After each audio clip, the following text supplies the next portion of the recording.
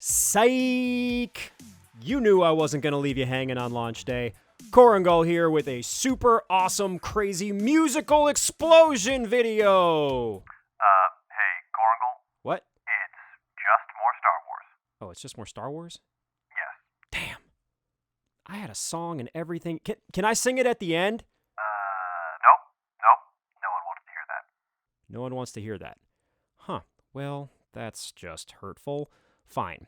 I'll just, I'll stick to the script then. Well, even I get bored sometimes, so today we're talking about 10 interesting facts about the capital ships in Star Wars Squadrons. Remember to like and subscribe. I will be playing this game until my eyes bleed or shrivel up into raisins. I don't know. I don't do biology. Ours are weird. Anyway, here we go. Capital ships. They're big, they're thick, they're interesting, they're scary. Number 1. The large Imperial capital ship in fleet mode is the Imperial II Star Destroyer.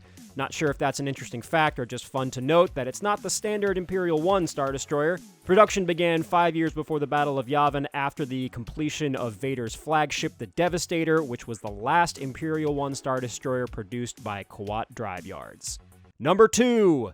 The large Rebellion/New Republic capital ship is the MC-75 cruiser. The first appearance of this model of ship is in the movie Rogue One during the Battle of Scarif. The Profundity leads the rebel assault on Scarif to cover the theft of the Death Star plans. Rip Admiral Raddus, who went from high-ranking rebel commander to filet-o-fish in record time. Number 3. Speaking of ways to skin a fish, there are 4 Imperial II Star Destroyers present at the Battle of Scarif.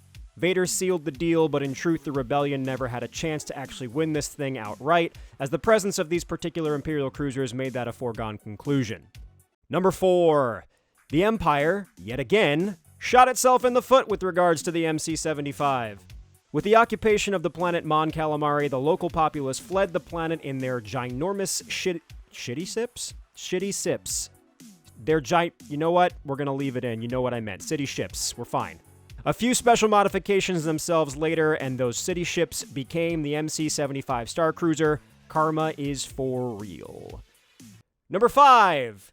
The Imperial II Star Destroyer is yet another piece of Legends content that was retconned by Disney and brought back at a later date. Existing all over the Expanded Universe books, Disney allowed them to be reintroduced to current Star Wars canon in the 2015 comic Shattered Empire 2. Number 6. Don't let the MC-75's size fool you. The engines on these Gigantor ships were incredibly powerful, so powerful in fact that they were capable of keeping pace with their starfighter escorts in terms of pure speed. Just don't ask them to dodge anything, because if you can't dodge a wrench, you can't dodge an asteroid. Number 7. The first appearance of the Imperial II Star Destroyer was in the novelization of The Empire Strikes Back.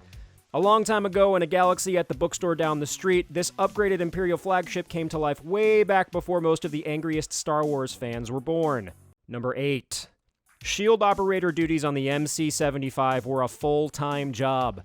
I pity the rebel officer caught sleeping at his post on this one. It was literally one dude's job to constantly redirect the shields across one of the largest rebel ships to whatever direction they were taking fire from the most. Number 9. There's an easy way to spot the difference between an Imperial I and an Imperial II Star Destroyer, with the exception of Darth Vader's Devastator. The Imperial I Star Destroyers had their tractor beam targeting array located between the iconic shield generators atop the bridge tower. Imperial II Star Destroyers put their communications array here. So, since we all know the difference between what a tractor beam array and communications array looks like, that should be pretty straightforward. And finally, number 10. Standard tactics for an MC-75 were to stay at maximum distance and let their ordnance do the heavy lifting. Fast, but not terribly maneuverable, it was common practice not to get too close to opposing capital ships.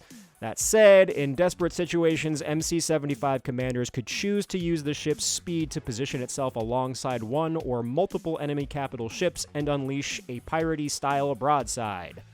Okay, super crazy, awesome musical explosion video in the books. In truth, I recorded this way early because there is no way I'm not going to be playing Squadrons the moment it goes live. Remember to like and subscribe and come hang with me on Twitch whenever you can. And I think my producers are distracted, so now it's time for the song I wrote. Here we go! Star Wars fans say Disney can suck a dick.